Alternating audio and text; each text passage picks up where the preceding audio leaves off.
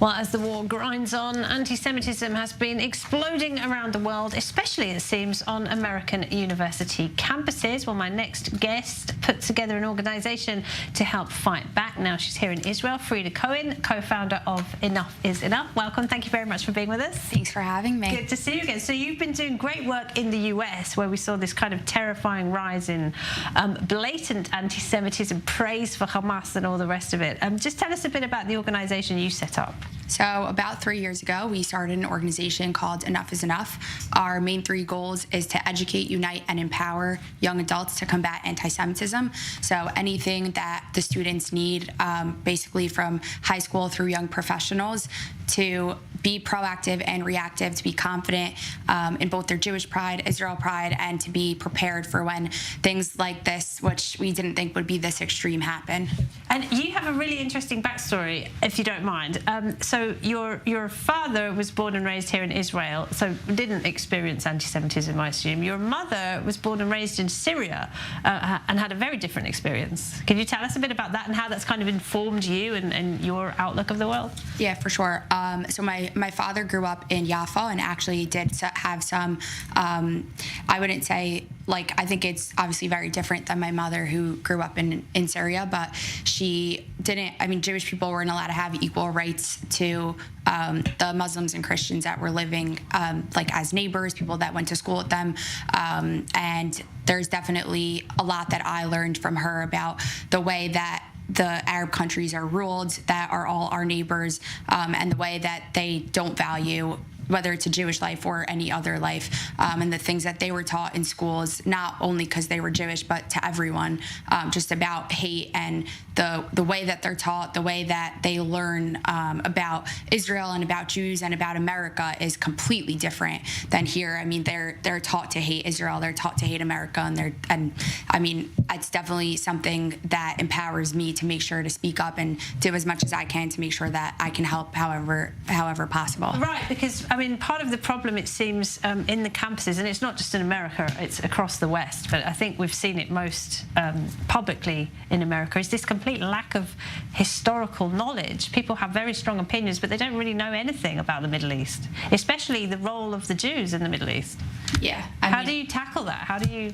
I think that's probably the biggest challenge right now. I think the Free Palestine movement does a very good job at playing the victim, and it's very inviting for people who are on campus, whether it's in America or outside.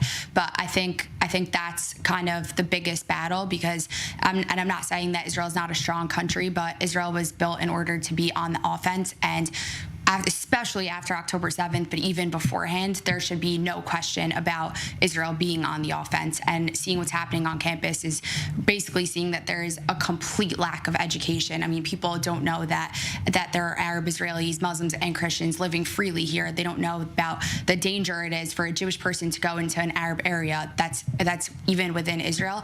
And they definitely don't understand the mentality and the laws and the rules, or lack thereof, that are in all of our neighboring countries, and the strength that Israel really brings to America and to London and to all the other places across the world to keep not only Jews safe, but other people too. It's a really tough time here in Israel at the moment, of course.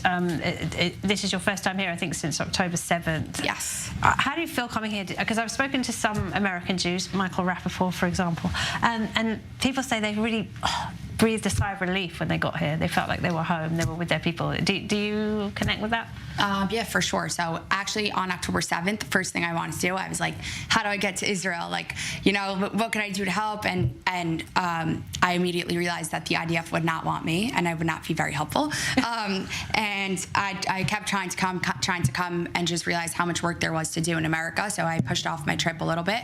But I think landing in Ben Gurion Airport, still got the same feeling that I always do, and I'm so happy to be here. So I wish it was obviously for better reasons, but definitely it's nice to see the way that people are fighting, how strong the Jewish nation is, because I've been seeing it from America, but it feels good to be back. And it's so important to learn about what was happening, to see it firsthand, I mean, looking at it like so much after everything that happened, I can't imagine how different it will look in 10 years or 15 years when people are learning about this. So it was, I think, very informative and very important to see it as soon as possible, just to get the most like real version of what happened.